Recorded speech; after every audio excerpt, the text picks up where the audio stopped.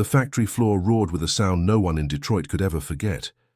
Engines rumbled, rivet guns snapped like thunderclaps, and the vast cavern of Willow Run vibrated with the promise of something greater than steel. It was the dawn of a new era, one where the hum of machines was as vital as the marching boots of soldiers across the Atlantic.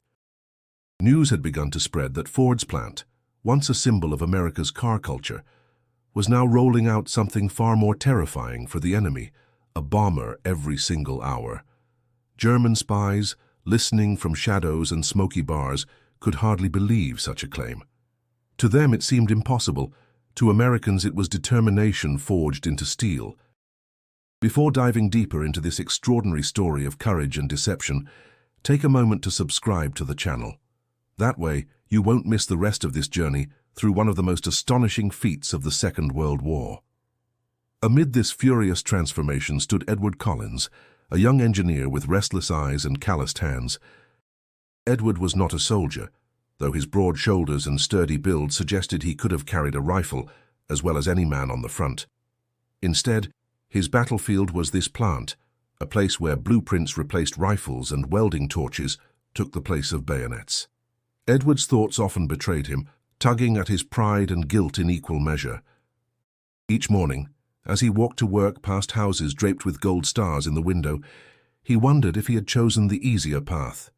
His brother fought in Europe, his neighbors whispered about bravery and sacrifice, and yet here he was, tightening bolts and refining assembly processes, while others faced bullets and trenches. Detroit itself was transforming. Streets once crowded with Model Ts and Packards were now alive with war posters, urging people to buy bonds, save rubber, and work harder.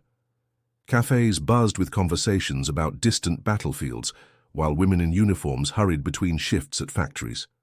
Edward often passed them, noticing their determined faces. He respected them deeply, yet felt a pang of inadequacy whenever he compared his own contribution to those who carried rifles or flew bombers. Still, Edward's work mattered. Deep inside, he knew it. America's promise to its allies depended not only on soldiers, but also on the relentless production of machines that could fly farther, carry heavier loads, and deliver devastating power.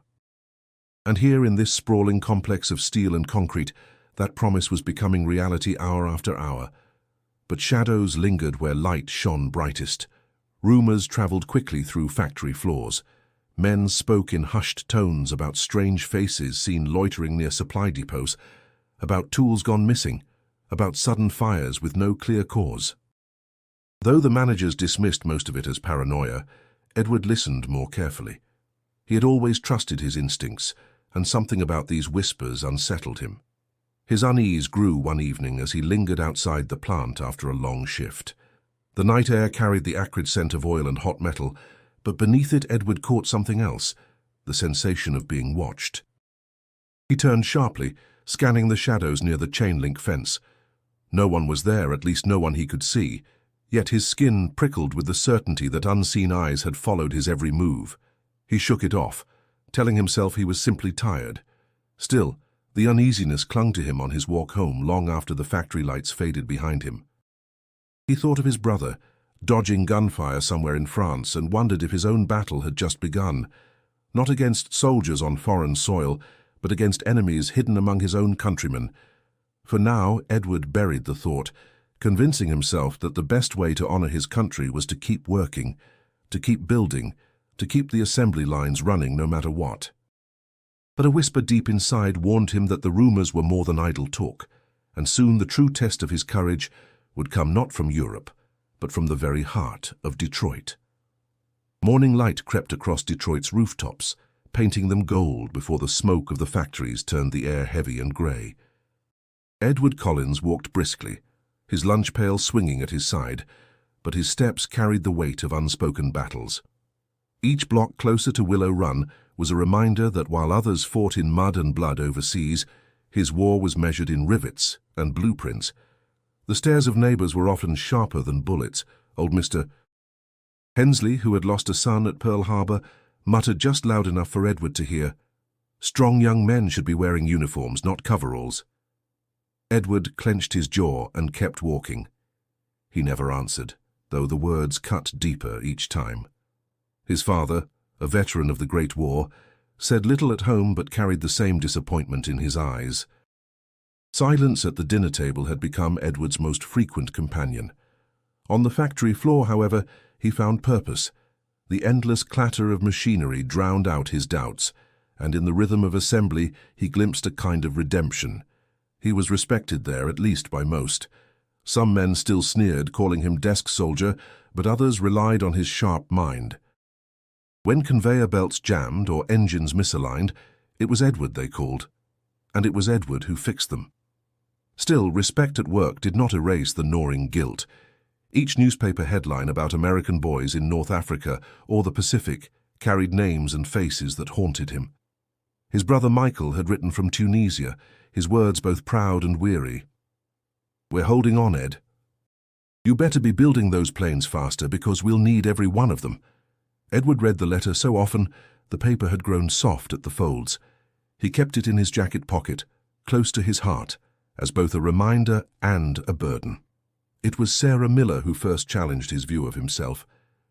She appeared at the factory gates one crisp afternoon, notebook in hand, her auburn hair pinned neatly beneath a hat. Sarah was a journalist for the Detroit Free Press, tasked with documenting the industrial miracle of Willow Run. Unlike others, she didn't question Edward's absence from the battlefield. Instead, she asked, "What does it feel like knowing your work here might decide whether boys like your brother make it home alive?" Edward blinked, caught off guard. "Feels like not enough," he admitted, his voice low. Sarah's pen paused mid-sentence. Her eyes softened, steady yet firm. "Not enough. These machines you build are wings for our soldiers.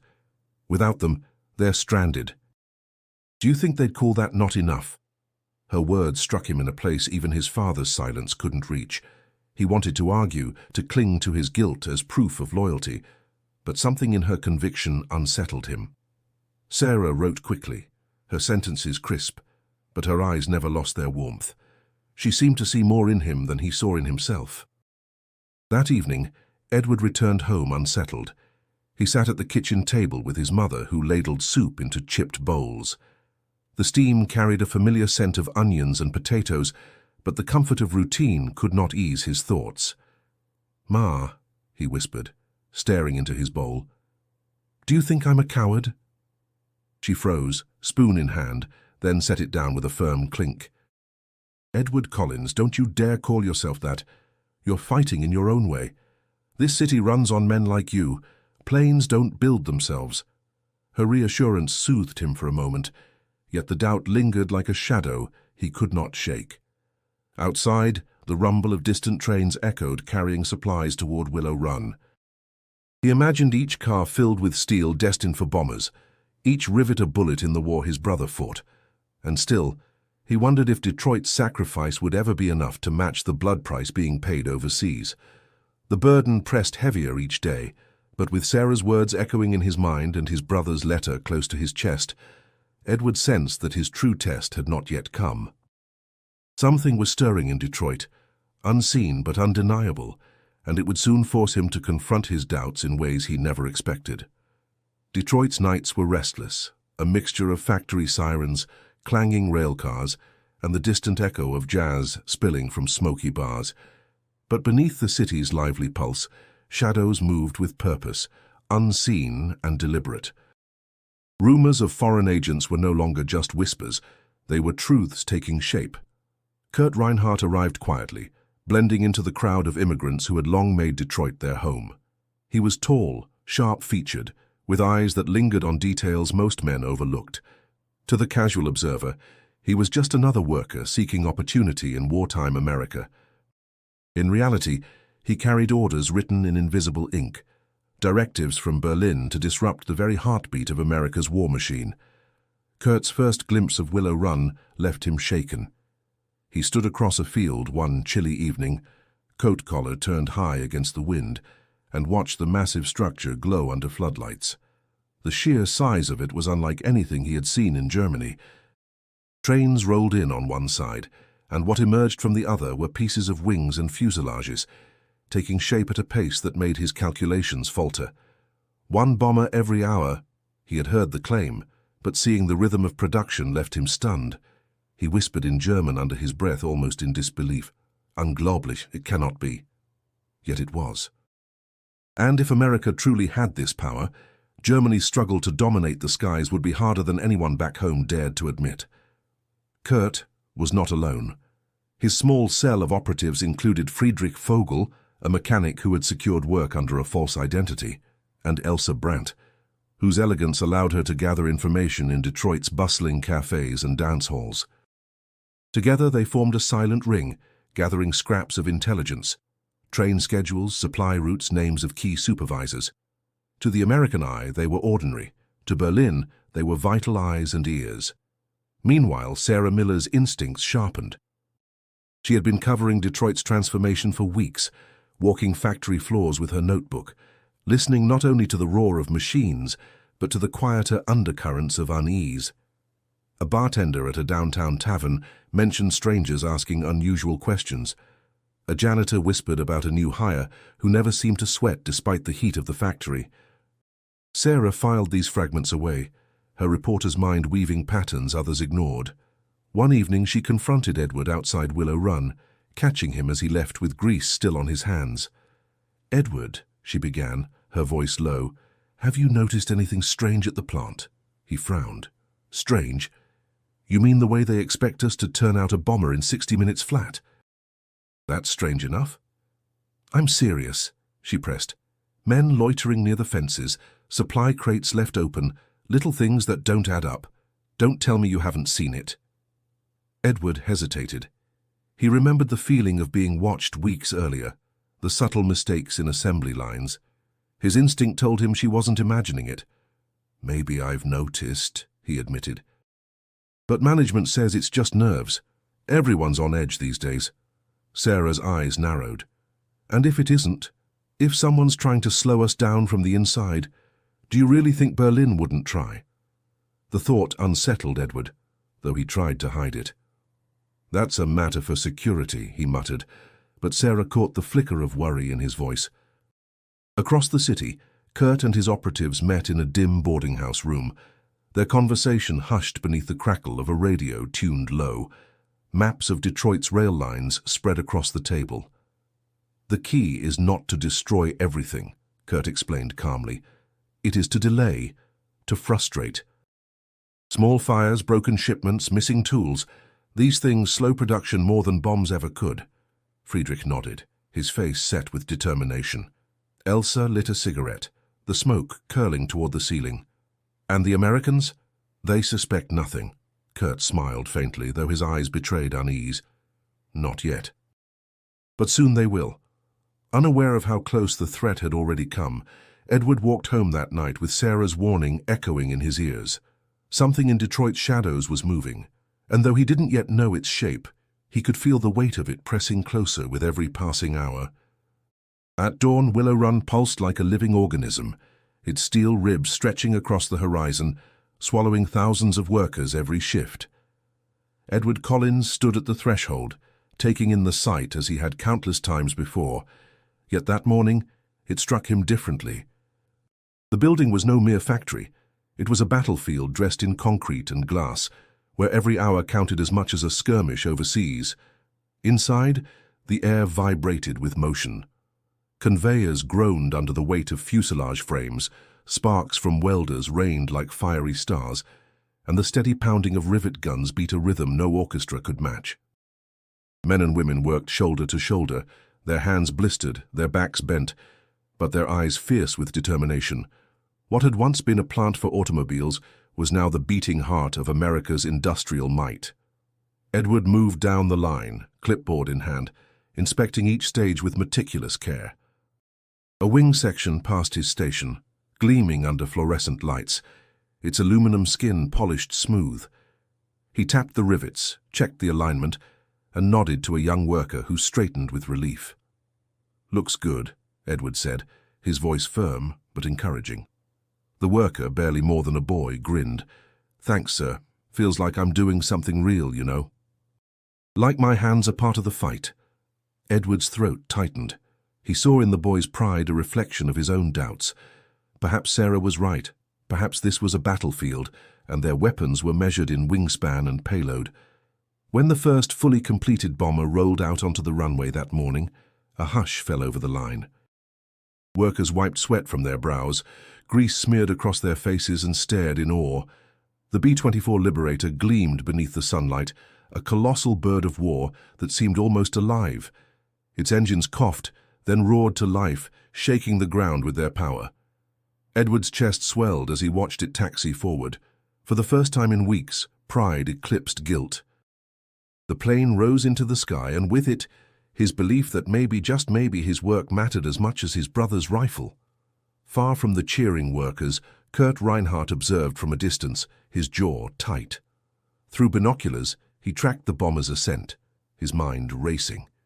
He had underestimated the Americans. The speed of their production was beyond Berlin's estimates. A bomber every hour. It was no longer propaganda, but reality. His orders had grown heavier overnight. Impossible, Friedrich muttered beside him. Kurt lowered the binoculars slowly. Not impossible, he corrected, his voice cold. Unstoppable, if we fail. Back inside Willow Run, Sarah arrived with her notebook in hand, slipping past the bustling floor supervisors. She caught Edward near the wing assembly and gestured at the departing bomber. That's history you're building, Edward. Do you feel it? He allowed himself a rare smile. For once, yes. Feels like we're winning a battle without firing a shot. Sarah scribbled rapidly, capturing his words. Then she looked at him, her expression more serious. Then you know why we can't let anything threaten this place. If Willow Run falters, men like your brother might not come home. Her conviction reignited the unease he had pushed aside. The pride of the morning lingered, but beneath it, Edward sensed the truth. Pride alone would not protect Willow Run. There were forces eager to break what they had built, and vigilance would matter as much as effort. As another bomber rolled onto the runway, engines roaring like thunder, Edward felt both awe and foreboding. Willow Run was awake now, its arsenal stretching its wings. But awakening power always drew attention, and in the shadows of Detroit, unseen eyes had already fixed on their prize. The days after the Liberator's first flight were filled with relentless motion. Willow Run thundered from dawn to dusk, its pulse quickening with each completed bomber. Yet beneath the rhythm of progress, Edward Collins noticed small fractures, details so subtle most men ignored them, but not him. It began with misplaced tools. A wrench critical for riveting vanished, only to reappear hours later in a supply crate across the plant. Then came the strange loosened bolts on a wing spar that Edward himself had inspected the day before. At first he thought fatigue was playing tricks on him, but the incidents multiplied. Accidents could happen in any factory, but these mistakes felt deliberate. Edward carried his concern to his supervisor, but the man waved it off. Nerves, Collins, you're overthinking. Everyone's tired, everyone's bound to slip now and then. Still, doubt clung to Edward like a shadow. That night, as he left the plant, the sensation of eyes following him returned.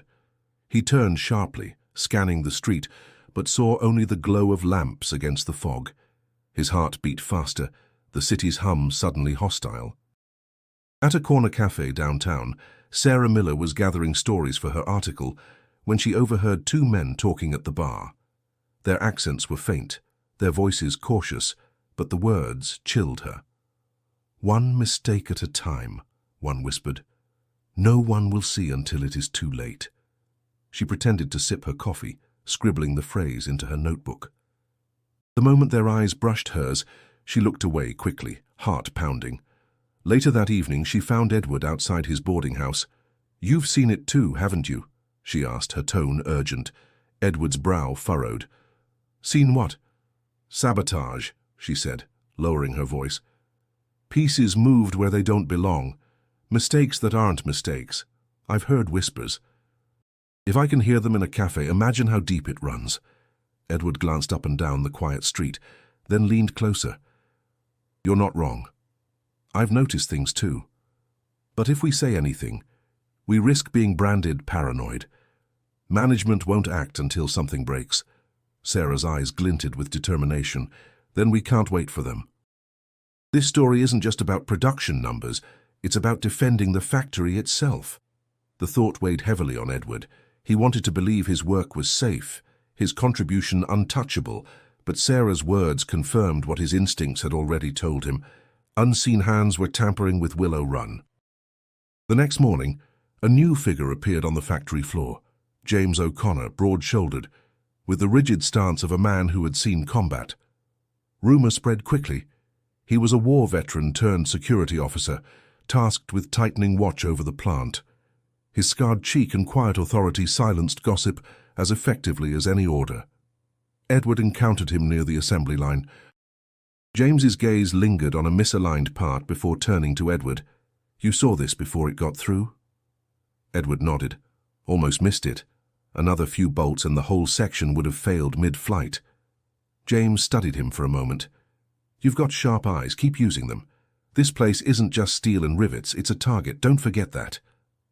The bluntness startled Edward. Finally, someone voiced what he had only dared to think. He felt both relieved and unsettled, realizing he was no longer imagining the threat. That night, Sarah urged Edward to go public with what he knew, to lend credibility to her story and warn the city.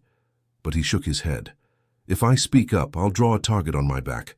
Whoever's behind this won't let me walk free." Her frustration flared. "And if you stay silent, how many planes will fail before you find your courage?" The words stung, but Edward held her gaze. He didn't have an answer, only the growing certainty that danger was closing in on Willow Run. And somewhere in Detroit's shadows, those eyes still watched, waiting for the perfect moment to strike. It began with smoke. Thick, black, choking smoke that poured from the far end of the fuselage assembly section. Alarms wailed through the cavernous factory as men and women froze, then scattered. Someone shouted, "Fire!" and panic rippled through the floor like a wave. Edward dropped his tools and sprinted toward the column of smoke, dodging workers and debris. Flames licked the steel beams above, and a pile of oil-soaked rags fed the growing blaze. It was no accident. He didn't need evidence. He could see the deliberate placement, the clear intent.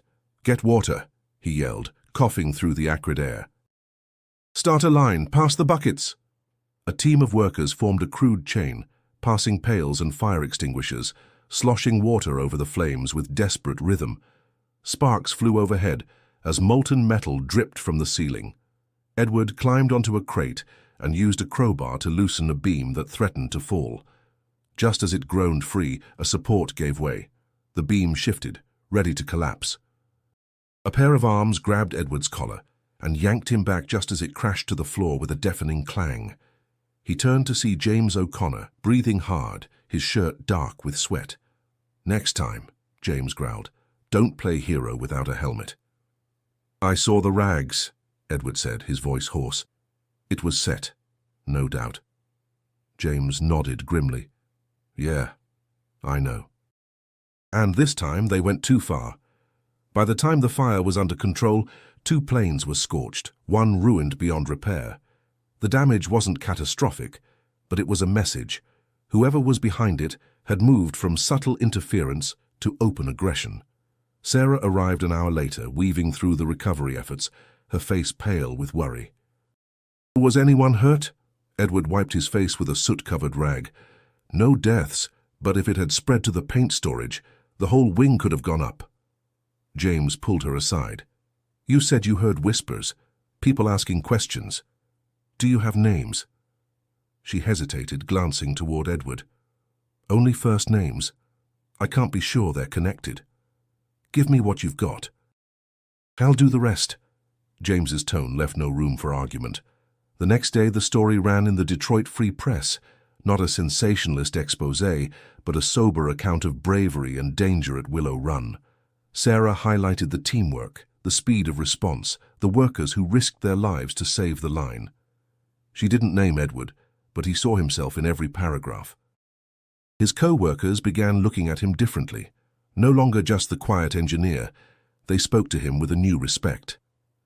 "You were in the thick of it, huh?" said one mechanic. "Didn't figure you for the hero type." Edward shrugged, uncomfortable with the attention. "Just did what had to be done." yet inside something shifted. For once, he felt he had earned his place, not by proving himself on foreign soil, but by standing his ground at home. Later that week, Sarah found him alone by the loading docks. "You're not the same man I interviewed a month ago." "War changes people," he said softly, "even if they never leave home." She looked at him for a moment, the hum of machinery in the distance. "There's something I didn't print. A name, I think it matters." She handed him a slip of paper, one word, Vogel. Edward folded it carefully, his pulse quickening. "Who is he?" "Someone who shouldn't be here," Sarah whispered, "and someone who's not finished." The silence between them deepened. Around them, Willow Run returned to motion, but Edward knew the fire had marked a turning point. The war had come closer than ever before, not in headlines or letters, but in smoke and flames, and this time he wouldn't wait to react. The name on the slip of paper burned in Edward's pocket all day. Vogel. He'd heard it once, maybe twice, whispered near the break room. Attached to a man with quiet eyes and a toolbox always too clean. Now every face on the factory floor seemed suspicious, every stranger a potential enemy. James O'Connor didn't need convincing. "I've got my eye on a few," he told Edward that afternoon in the tool depot. "But Vogel's slippery. No address on file. Showed up 3 weeks ago, hired under emergency clearance." Edward frowned. "How's that possible?" "The war rushed everything," James muttered. "Too many bodies needed too fast. Half the records are a mess." Sarah, meanwhile, was building her own web. Her instincts as a journalist had sharpened into something more personal.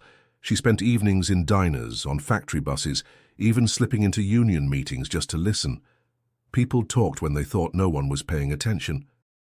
She tracked down a waitress who remembered Vogel, only she knew him as Fred. Always alone, always reading the Detroit Tribune, always asking which shipments were running late. She described him perfectly. Tall, dark hair, spotless hands, quiet voice. Back at Willow Run, Edward watched the line like a hawk. He noticed patterns now, certain crates left open, a missing bolt here, a miswired panel there. Not enough to raise alarms on their own, but together they told a story. One of sabotage done with precision. At lunch, Edward sat beside a machinist he trusted. "Ever work with a guy named Vogel?" The man wiped his hands. "Vogel? Yeah. Don't know much. Keeps to himself. Talks funny." "Not real friendly," Edward pressed. "You ever see him near the electrical lines?" The machinist paused. "Now that you mention it, couple times, yeah. Said he was checking for shorts. Didn't think much of it." That night, Edward walked home with a different kind of tension in his chest. This wasn't paranoia anymore. This was real. The saboteur had a name, and he was still inside. He barely noticed the dark car that passed him slowly on the next block. Inside, Kurt Reinhardt sat in the passenger seat, watching. "They suspect Vogel," Elsa said, turning the wheel. "The girl's been asking too many questions." Kurt stared ahead. "Then we speed up the timeline. One more hit and we disappear."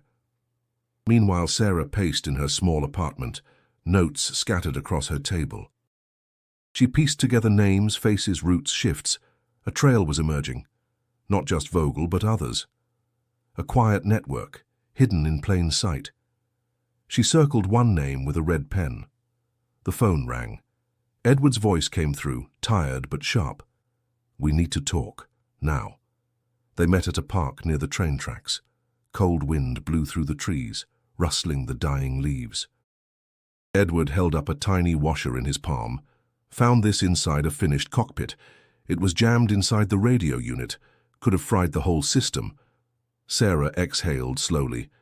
"It's not just sabotage, it's precision. These people know exactly what to break." They sat in silence for a moment, listening to a distant train whistle. "James says he needs more," Edward finally said. "More than whispers." "More than missing parts?" Sarah nodded. "Then we find it." She looked at him then, really looked at him. His face was harder now, his eyes more tired, but there was strength there she hadn't seen before. Not just an engineer anymore, but a man at war, even if the battlefield had walls and machines instead of mud and barbed wire. And deep in the shadows of Detroit, the enemy moved unseen, waiting for their final strike. Edward sat in the darkened hallway of his childhood home, his elbows on his knees, his hands folded tightly. The clock in the living room ticked too loud. Across from him, his father leaned against the doorframe, arms crossed, eyes narrowed with disappointment. "How you're still hiding in machines," the old man said, "while your brother bleeds somewhere in Europe." Edward's jaw clenched. "I'm not hiding, I'm working, building bombers," his father scoffed. "Tools don't make heroes, Edward. Men do." The words cut deep. He had hoped after the fire and the long night spent fixing the damage that maybe, just maybe, his father would see. But the man's silence since then had spoken volumes. Nothing was ever enough, not unless it was done in uniform, rifle in hand. Edward stood. "You think I don't wish I were there? That I don't hear every story, every name, and wonder why I'm not one of them?" His voice cracked. "I didn't choose this war. It chose all of us." His mother appeared in the hallway, a dish rag in hand. Her voice was soft but firm. "The boy hasn't slept in 2 days, John, and you speak to him like he's a coward." Edward didn't wait for more. He grabbed his coat and stepped into the bitter night, the air sharp in his lungs. At Willow Run, the atmosphere had shifted. Whispers weren't whispers anymore. They were tension made flesh. Workers looked over their shoulders. Supervisors checked and rechecked logs. Everyone knew something was wrong, even if they couldn't name it.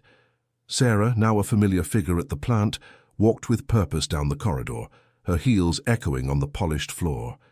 She found Edward near the inventory dock, scribbling notes onto a chart. "You look like you haven't eaten," she said. "I haven't had time," he muttered. She handed him a folded sandwich. "Well, make some." He took it, his fingers brushing hers, and for a brief moment he allowed himself to feel something other than dread. "I found another name," she said, "in a shipping manifest. Matches a passenger list from Bremen 2 years ago. No military record, no family here. He's been working in the aluminum supply chain." Edward blinked. "They're targeting the raw materials," Sarah nodded.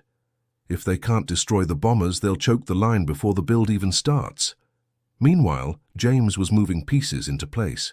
He had cornered a junior worker the day before, a man who flinched too quickly when asked where he'd been during the fire. "He cracked after 5 minutes, James told Edward that evening. Didn't know who was pulling the strings, but he admitted he was paid to loosen bolts, said a man with an accent gave him cash and a different shift schedule. Edward leaned against a column, exhaustion dulling his senses. "So we know they're here. We just don't know who's leading them." James looked him dead in the eyes. "We're getting close." And they're getting nervous. But it wasn't just the enemy pressuring Edward. His team was faltering under the stress. Productivity slipped. Mistakes multiplied. People were afraid. And fear, Edward knew, was the saboteur's best ally. He gathered his crew during the lunch break, stood on a crate, raised his voice above the hum of machines. "We're being tested," he said. "Not just by fire or broken bolts, by fear. And fear won't win, not here, not while we're standing." The workers, silent at first, began to nod. Some clapped. One man whistled. Sarah watched from the back, her eyes shining. Afterward, she caught up to him. "You should do that more often." "I'm not a leader," Edward said. "You just proved you are," she replied. "And they're going to need you when this breaks wide open." Edward looked down at his hands, greasy, blistered, shaking slightly. He still didn't feel like a hero, but maybe, just maybe, he was becoming one. The snow came early that year, blanketing Detroit in a thin, brittle silence. But inside Willow Run, the roar of machinery refused to bow to winter. Production marched forward, one bomber every hour, an act of defiance against everything that threatened to tear the effort apart. Edward Collins, now wearing the weight of leadership whether he wanted it or not, moved between stations with a sharpened purpose. He'd redesigned a section of the wing assembly line that week, implementing a new locking mechanism to prevent tampering. It wasn't glamorous, but it worked. And more importantly, it sent a message. Someone was watching. Mistakes had dropped. Confidence had begun to return, but Edward knew it wouldn't last unless they closed the net soon. James met him in the break room late one evening. The windows were fogged, the coffee burnt. "I've got a lead," he said quietly. "A man from the dock crew says he saw Vogel arguing with someone near the electrical panels last night. Then the lights in the north wing glitched for 15 minutes. Edward leaned forward. "We can't let him slip away." "We won't," James said. "But we still don't have enough to hold him. Not yet. We need one more piece." Sarah, meanwhile, was chasing her own leads. She'd met with a friend from the city paper, someone who used to write shipping manifests during the early months of the war. Together, they uncovered irregularities in several supply orders. Certain shipments of aluminum and rivets had been routed in circles, delayed inexplicably. All signs pointed back to names like Vogel, and now another, Elsa Brandt. The elegant woman who had charmed half the city's dance halls, now emerging as a shadow behind the sabotage. She brought the findings to Edward in a manila folder, her breath clouding in the cold air. "They've been bleeding us slowly, not just here, citywide, slowing down raw materials before they even reach us." Edward scanned the papers, his jaw tightening. "How many people are in on this?" "Enough to do real damage," Sarah said. "But we have names and times. If we act now, we can cut them off." Edward took the folder and nodded. "Let's finish it." That night, Willow Run hit its production goal ahead of schedule. The mood was electric. Someone brought a radio and turned up the jazz. Workers clapped each other on the back. But Edward kept his eyes on the floor. He was looking for the cracks beneath the surface. He spotted Vogel near the loading bay, standing too still, watching the line too closely. Edward crossed the floor slowly, weaving through crates and tool carts. James shadowed him from a distance. The signal was simple, a nod. Then Vogel moved, slipped out a side door, disappearing into the night. They followed. He led them through a side lot to a storage shack behind the facility. The lock clicked shut behind him. Edward and James crept to the side window. Inside, Vogel knelt before a wooden crate, wires and components strewn across the floor. Too many to be coincidence. James whispered, "That's it, that's what we needed." Edward nodded. "Now we call it in." But as James stepped back, a branch snapped underfoot. Inside, Vogel froze, then he lunged for the door. Edward didn't think. He slammed his shoulder into the shack just as Vogel burst out, knocking them both to the ground. They wrestled in the snow, fists and knees and curses. Vogel scrambled free, but James was on him in seconds, pinning him down. The silence that followed was broken only by Edward's ragged breathing and the far-off hum of the factory still building its wings. "Got you," James muttered, pulling the cuffs from his coat. Finally. And for the first time in weeks, Edward felt the noose tightening, not around Willow Run, but around those who had come to destroy it. The interrogation room at Willow Run was little more than a converted office. Bare walls, one metal chair, one desk. Vogel sat handcuffed, his gaze fixed straight ahead, calm as ever. James paced behind him, silent for now, while Edward watched through the window, heart hammering. He expected defiance, maybe fear. But Vogel looked more like a man waiting for a train. "He's not talking," James muttered later. "He's been trained for this, cool as ice, but he's not worried. That bothers me." Edward glanced back through the glass. "What do you mean?" "I mean he's not afraid, because he knows something we don't. This isn't over."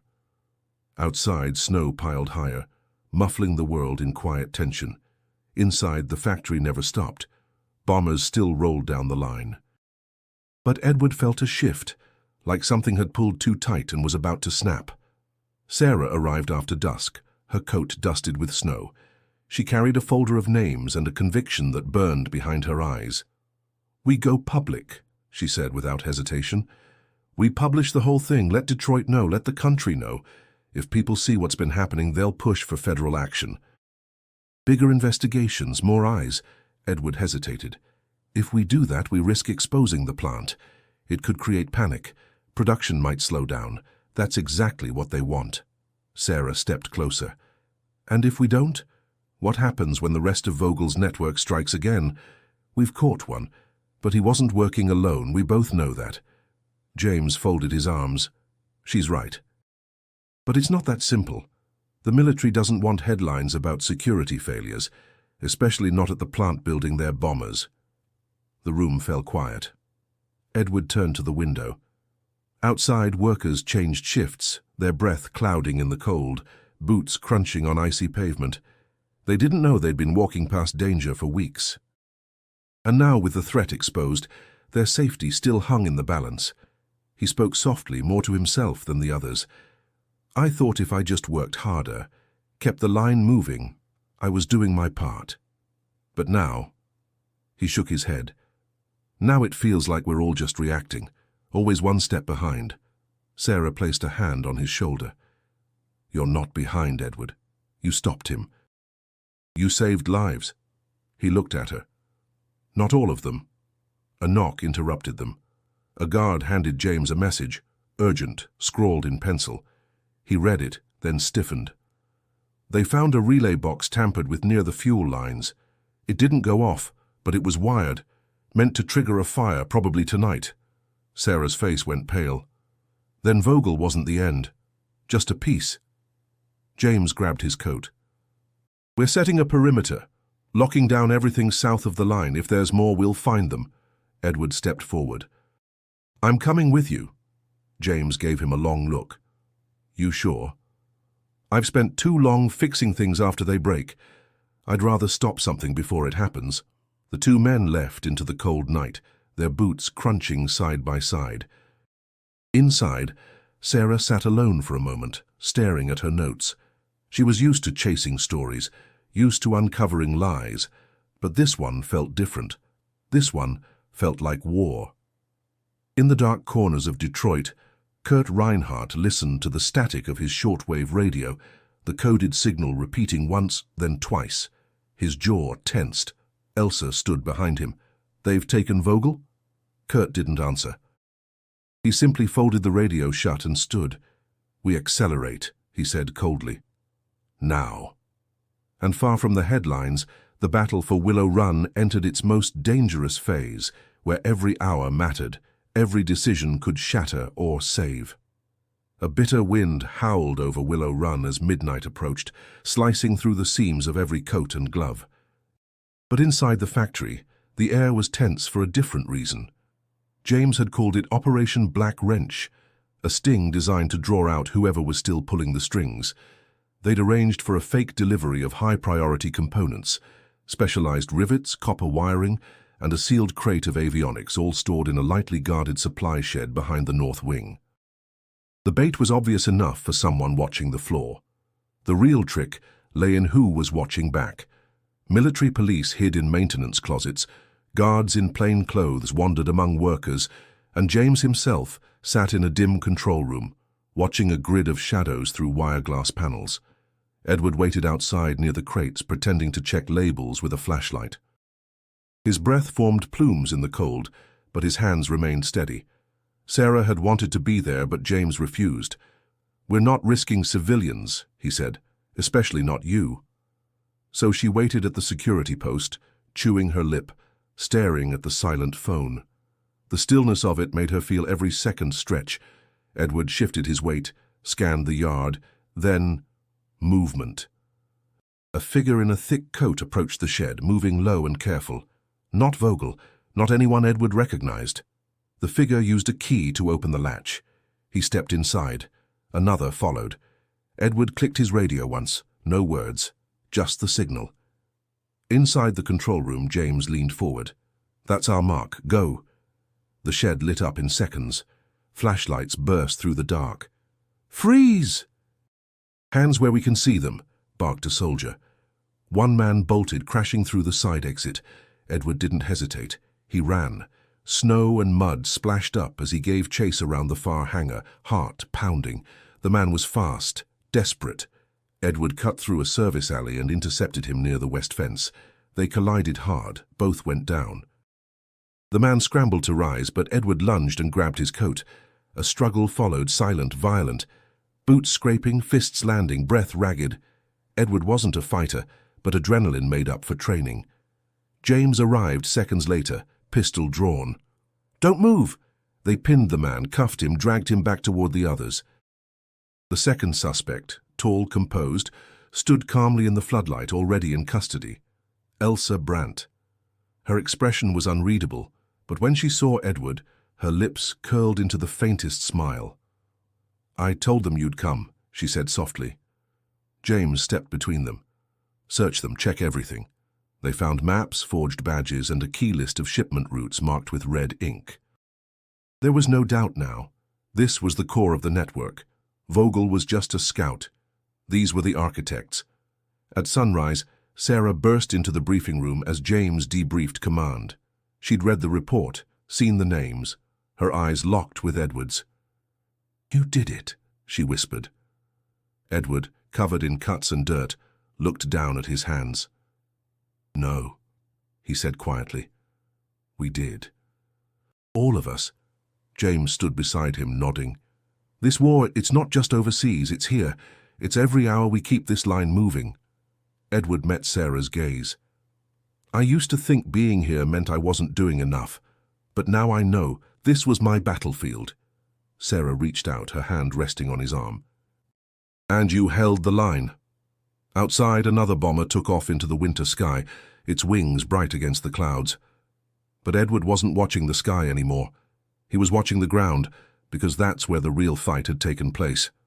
And because now, the enemy had a face. The storm hit just after dusk. Sheets of freezing rain slicked the roads and made the air feel heavier than it should. Willow Run glowed in the distance, its floodlights blurring into the fog. Inside, production carried on. No weather could stop it now. But Edward wasn't on the line. He was in the old power corridor, deep in the underbelly of the plant. He'd followed a trail, a tampered log, a misplaced key, an access panel left ajar. James had called it in, but the security teams were spread thin. This one was personal. Edward had to see it through himself. Ahead, a door creaked. He moved quietly, heart pounding, footsteps muffled by the hum of the generators. Then a voice, sharp and low. "You shouldn't be here." Edward turned the corner. Kurt Reinhardt stood near a maintenance cabinet, holding a bundle of wires in one hand and a rusted toolbox in the other. He didn't look surprised. He looked disappointed. "You could have stayed out of it," Kurt said. "You weren't meant for this kind of war." Edward's hands balled into fists. "You came here to tear everything apart. And you almost did." Kurt tilted his head. "Almost isn't enough. But it was close. You have no idea how fragile your country really is." Edward took a step forward. "We're not fragile. We're angry. And we're ready now." Kurt smiled faintly. "You stopped Vogel. You stopped Elsa, but I'm not like them. I've been at this longer than you've been alive. I survived Munich, Warsaw, Rotterdam. Do you really think I'd let it end here, in a tool closet?" His fingers moved quickly toward the wires. Edward lunged. The two men crashed against the wall, the toolbox flying open with a metallic clatter. Kurt fought hard. Older, yes, but trained. Edward held on, grappling in the dim light, trying to wrest the wires from his hand. Kurt struck him across the face, hard. Edward stumbled back, tasting blood. "I could end this now," Kurt hissed. "One spark." Edward's eyes locked on the wires. One was already clipped to a power node. "You want a martyr's end?" Edward growled. "How you want to go out in flames and take us with you? That's not courage, that's cowardice." Kurt froze for half a second. It was enough. Edward charged again, slamming him into the panel. Sparks flew and both men shouted, but the live wires missed their target. The current snapped through the air, a violent hiss that echoed down the corridor. James and two guards arrived just in time to see Edward knock Kurt to the ground, pinning him with all his strength. Kurt struggled, then went still.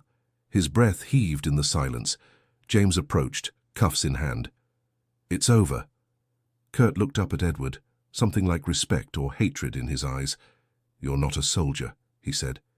"No," Edward replied, his voice steady. "I'm worse. I'm the one who builds what soldiers use to stop men like you." They pulled Kurt to his feet and led him away. Edward slumped against the wall, sweat freezing on his neck, heart still thudding like a drum. Later, Sarah met him in the infirmary, where a nurse dabbed at the cut above his brow. "You did it again," she said softly. "Ran into the fire." Edward gave a tired smile. "I figured I'd finish what I started." She touched his hand. "You didn't just finish it. You saved the line, the people." maybe even the war. Outside, the night began to clear. The fog lifted, and Willow Run stood tall against the sky, its windows glowing like beacons. And Edward Collins, the quiet engineer who once doubted his place in history, now knew he had earned it, not by orders, not by medals, but by standing firm when it mattered most. The following morning, Willow Run buzzed louder than usual, not with fear, but with something rare. Triumph. Word spread fast. Reinhardt had been captured. His sabotage attempt had failed. For the first time in weeks, workers walked through the gates with their heads higher, their pace quicker, their eyes clearer. Inside the plant, Edward Collins stood on the catwalk overlooking the main line. Below him, wings stretched wide across the floor, metal and purpose fused into something greater. Each spark from a welding torch, each clang of hammer to steel, felt different now, less mechanical, more meaningful. He spotted familiar faces. Men who once whispered doubts now gave nods of quiet respect. Women who had feared for their jobs now smiled at their stations. Even the silence between shifts was different, filled not with dread, but with resolve. James found him near the assembly line's midpoint, sipping a cup of burnt coffee. "You look like you haven't slept." "I haven't," Edward said. "But I've never felt more awake." James cracked a smile. "The military brass is happy. They're talking about sending someone down to pin a medal or two." Edward shook his head. "Let them give it to the crew who kept building while we were chasing ghosts." They walked together along the fuselage line. At one point, James paused, staring up at a newly finished B-24 gliding along the track toward the final inspection bay. "You know," he said, "there was a moment when I thought the factory wouldn't recover. That the fear would break us before the sabotage ever did." Edward nodded. It almost did. But it hadn't. Sarah arrived just before the noon break, her notebook tucked under her arm. Her newest article was already in print, "Sabotage Stopped at Willow Run." The headline ran across the city, but the real victory was in the smaller details. The photographs of workers rebuilding wiring, the story of how a single engineer chased down a traitor, the quiet courage behind every shift that didn't falter. She handed Edward a copy. "You made the front page." Again. He flipped it open, reading his own name as if it belonged to someone else. "I didn't want this." "You didn't do it for attention," she said. "That's exactly why it matters." They stood in the noise of machines and men, the air heavy with sweat and oil and something sacred. Progress, not just of machines, but of spirit. Later, Edward stood beside the runway as another bomber taxied forward. This one was different, clean, complete, untouched by interference. Its engines roared as it surged down the strip, lifting into the crisp sky with ease. He followed it with his eyes, watching until it became a dark speck against the clouds. Nearby, one of the younger workers nudged a friend and pointed toward Edward. "That's the guy, the one who caught the spy." Edward turned away, feeling the eyes on him, but not out of discomfort this time. There was pride, yes, but also something deeper, responsibility. Back in the break room, someone had posted a crude hand-drawn sign above the time clock. It read, "Willow Run, 1 bomber every hour no matter what." Someone else had added below it in pencil, "Try to stop us again." Edward smiled when he saw it. James clapped him on the back before clocking out. "Looks like the plant's got its fight back." Sarah lingered near the exit. "And you?" she asked. "What comes next?" Edward looked around the vast space, filled with thunder and fire and purpose. "Next, we keep building. 1 hour at a time." He paused, then added, "And maybe we start believing that what we're building matters just as much as the fight overseas." Outside, the sun broke through the clouds for the first time in days, and as the next shift clocked in, the rhythm of the arsenal of democracy surged forward, louder than any doubt. The kitchen smelled of cinnamon and coffee, just like it had when Edward was a boy. His mother stood at the stove, humming softly, her hands moving without thought. His father sat at the table, newspaper folded neatly beside his untouched cup. Edward hadn't been home in weeks. The war inside Willow Run had consumed him. But now, with Reinhardt behind bars and the factory stronger than ever, he finally came back. He took a seat, the chair creaking beneath him. "It's quiet here," he said. His father didn't look up. "Too quiet. Since your brother shipped out, it's never sounded right." Edward stared at the tabletop. "I got a letter from Michael. He said they saw one of our bombers overhead in Italy. Said it gave them hope." His mother turned around, eyes shining. "He's alive?" Edward nodded. "Tired, but alive." His father folded his hands. "And you? Still building planes?" "I am." A long silence followed. The clock ticked, the stove hissed. Then finally his father met his gaze. "I was wrong about you." Edward blinked. "I thought the only way to serve was with a gun. But you've been fighting your own war, maybe one just as important." The words hit harder than any shout or scolding ever had. Edward swallowed the lump in his throat and nodded. "We almost lost the factory. Sabotage. Spies. We stopped them, but it was close." His father's jaw tightened. "You fought for it, protected it." "That matters." Later that day, Edward walked through the streets of Detroit with Sarah. The air was brisk, but the sun warmed the brick and stone. War posters still lined the buildings. "Buy bonds, work faster, victory is built here." But people walked with a little more spring in their step. "You know," Sarah said, linking her arm with his, "you're not the same man who stood at the edge of the factory gate 6 months ago." He looked at her, smiling. "No? What do you see now?" "A man who knows what he stands for." They passed a group of kids tossing a football near the curb. One of them pointed at Edward. "Hey, mister, you really build those planes?" Edward paused. "I help, yeah. My brother says your factory is winning the war." Edward chuckled. "Your brother's smarter than most of the generals." The boys laughed and ran off. Sarah squeezed his arm. "You belong here, Edward, not because you're safer than the soldiers, but because you're as essential as they are." That night, Edward returned to Willow Run. He walked the floor slowly, nodding to familiar faces, checking the humming machines, the gleaming wings, the rhythm of progress. James found him near the inspection station. "You really going to keep doing this?" Edward looked around. "Every hour a plane takes off, it's a promise. To my brother, to everyone out there. I won't stop until they don't need us anymore." James nodded. "Well, good thing you don't give up easy." Outside, the night was clear, the stars sharp and bright. Sarah leaned against the railing, watching the sky. Edward joined her. "Sometimes I wonder what I'll do when the war ends." She smiled. "Build something new." They stood in silence, listening to the distant hum of an engine.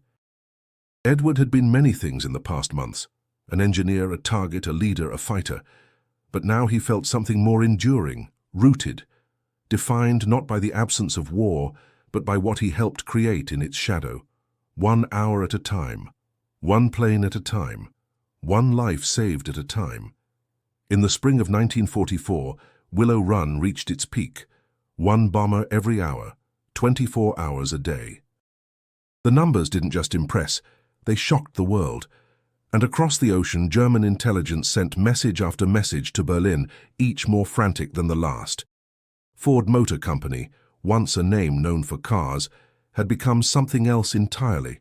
A war machine, a city within a building, a symbol that the industrial heart of America could beat louder than any enemy's ambition. Kurt Reinhardt, now a prisoner under federal guard, sat in silence during his first interview with military intelligence. When asked how such a facility could possibly achieve what it had, he gave only one answer. "They built more than planes," he said. "They built belief." Back in Detroit, Edward Collins walked the floor of Willow Run like a man who had finally come home. The sabotage was over. The fear had faded, but the lessons remained etched into every wall, every gear, every bolt, tightened by the hands of workers who refused to give in. He met Sarah outside the administration building, where sunlight poured over the glass entrance and laughter echoed from a group of off-shift workers sharing sandwiches. "Do you remember how quiet it used to be here?" she asked. Edward nodded. "Now it feels like a city," she smiled. "That's because it is. A city of resistance, of hope." He glanced toward the runway, where a new bomber prepped for takeoff. The engines whined to life, wheels turning slowly, then faster. He followed it with his eyes until it disappeared into the blue. "You think Michael saw one of ours today?" he asked. Sarah looked at him gently. "I think he sees them all." Inside the factory, James stood with his clipboard giving final checks, but his eyes kept drifting to the workers. He caught Edward's glance and gave a subtle nod, the kind men shared when words would only get in the way. The team was stronger now. The weakest links had been forged into leaders. Fear had been met with grit. And no matter where the war raged, there was no question now Willow Run would not fall. Back at home, Edward pinned his brother's latest letter on the fridge. The handwriting was messy, smudged, but the words were clear. "Saw a B-24 fly over the valley. Brightest damn thing in the sky. We cheered like kids. Keep 'em coming, Ed, you're saving us." He folded the paper gently, pressing it flat. His mother wiped at her eyes. His father placed a hand on his shoulder and squeezed once firmly. At the next shift change, Edward stood near the entrance as workers filed in. A few waved. One offered him a coffee. A young woman stopped and asked, "You're Edward Collins, right? My uncle said you caught a spy." Edward chuckled. "I caught a man who made bad choices. And then I went back to work." She smiled and passed through the doors. Sarah joined him moments later. "It's strange," she said. "This all started with doubt. Now it feels like we built a legacy." "We didn't build it," Edward said. "We protected it, and it protected us right back. For every hour that passed, another bomber took to the sky. Not just a plane, but a promise. A machine powered by courage, fueled by sacrifice, guided by conviction. And somewhere in a living room across the country, a mother or a father would look up and think, that one's for my son. That one might bring him home. Before we go, don't forget to subscribe for more powerful stories like this one. Real moments of courage, innovation, and unity that shaped history in ways we often forget. And if you want to keep watching, click on the next video now showing on your screen. The next chapter of resilience is just one click away. Thank you for joining us.